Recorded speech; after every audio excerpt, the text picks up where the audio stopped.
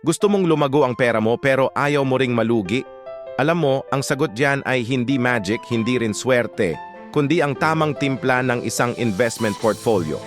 Marami sa ating mga Pinoy investors, kapag may extra na pera, ang unang naiisip ay, saan ko ito i-invest? Tapos, kung ano ang uso, doon agad pupunta. Pero alam mo ba kung ano ang malaking problema dito? Walang structure, walang balance. Yung iba, sobrang tapang. Lahat ng pera inilalagay sa high-risk investments, umaasang yayaman agad. Ang resulta, kapag bumagsak ang market, bagsak din ang portfolio. Sa kabilang banda, mayroon namang sobrang ingat. Lahat nasa safe investments lang. Ang problema naman doon, halos walang growth. Ang pera mo, parang natutulog lang. Ang tunay na pagpapayaman ay hindi lang nanggagaling sa laki ng kita mo sa isang investment. Nanggagaling ito sa tamang halo-halo ng mga investments na akma sa goals at sa pagkatao mo bilang investor. Kaya naman ngayon, ibabahagi ko sa inyo ang 5 simpleng hakbang para makabuo ng isang investment portfolio na balanseng lumalago, hindi yung puro kaba o puro bagal. Unang hakbang, alamin mo ang iyong financial goals. Ano ba ang pinag-iipunan mo? Pang down payment ba sa bahay in 3 years? Pang-aral ba ng anak sa college in 10 years? O para sa retirement mo in 20 years? Kailangan malinaw ito. Hatiin mo ang goals mo sa 3. Short term, yung mga kailangan mo sa loob ng 1 hanggang 3 taon. Mid-term, para sa 3 hanggang 7 taon. At long term, para sa 7 o higit pang taon. Bakit ito mahalaga? Dahil bawat goal ay may katapat na tamang investment. Hindi pwedeng ang pang short-term goal mo ay ilagay sa isang volatile na investment. Dapat i-match mo ang investment sa timeline ng goal mo.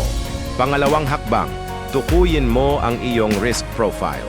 Sa madaling salita, ano ang iyong risk tolerance? Gaano ka katapang pagdating sa pera? May 3 klase yan. Ikaw ba ay conservative? Ito yung tipo na ayaw makakita ng kahit konting bawas sa pera niya. Mas gusto niya ang sigurado, kahit mabagal ang tubo. O baka naman moderate ka. Ito yung handang sumugal ng kaunti para sa mas malaking potential return. Balanced, kumbaga. O di kaya, ikaw ay aggressive. Ito yung high risk, high return, ang motto. Handa siyang malugi ng malaki para sa tsansang kumita rin ng malaki. Importante ito dahil ang portfolio mo ay dapat sumasalamin sa personality mo. Kung hindi ka makakatulog sa gabi dahil sa pag-aalala sa investments mo, malamang hindi para sa iyo ang high risk. Pangatlong hakbang, pagkatapos mong malaman ang goals at risk profile mo, oras na para i-allocate ang iyong pera. Subukan natin ang isang balanced approach. Isipin mo na may 3 layer ang portfolio mo.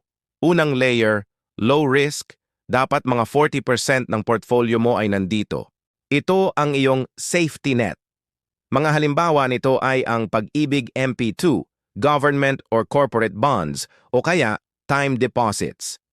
Pangalawang layer, medium risk, mga 30% naman dito. Ito yung magbibigay ng sapat na growth sa portfolio mo. Pwedeng ilagay ito sa mga mutual funds o UITFs. At ang pangatlong layer, high risk, para sa natitirang 30%. Ito ang iyong growth engine.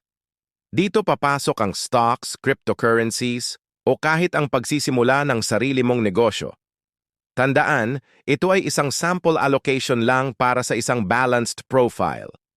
Pwede mong i-adjust ang porsyento depende sa risk tolerance mo. Ika-4 na hakbang, at ito ang madalas makalimutan ng marami, rebalance your portfolio. Gawin mo ito kada 6 hanggang 12 buwan. Ano ba ang ibig sabihin ng rebalancing?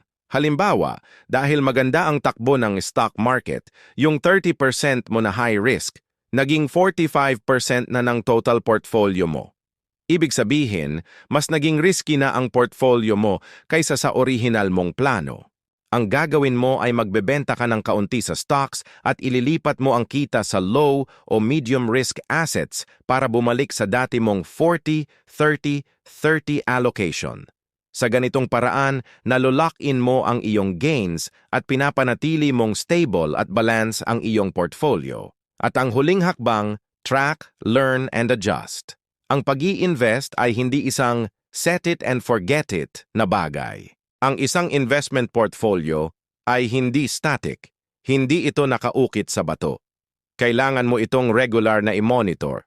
Habang nagbabago ang market, habang nag-iiba ang buhay mo at ang mga goals mo, dapat handa ka ring i-adjust ang iyong strategy. Magbasa, manood ng financial news, matuto mula sa mga experts. Ang kaalaman ng pinakamalakas mong sandata sa mundo ng investing. Tandaan, ang pagbuo ng portfolio ay parang pagbuo ng isang sports team. Kailangan mo ng defenders, low risk, midfielders, medium risk, at strikers, high risk. Kapag nagtulungan silang lahat, mas malaki ang tsansa mong manalo sa laro ng pagpapayaman. Sana marami kayong natutunan ngayon. Sa susunod nating video, isang bagay na siguradong makakatulong sa inyo ang pag-uusapan natin. Paano gumawa ng monthly investing routine na simpleng sundan? Para hindi ka na mahirapan kung paano sisimulan at itutuloy ang pag-i-invest buwan-buwan. Maraming salamat sa panonood. Huwag kalimutang mag-subscribe sa Money Smart PH at i-click ang notification bell para laging updated.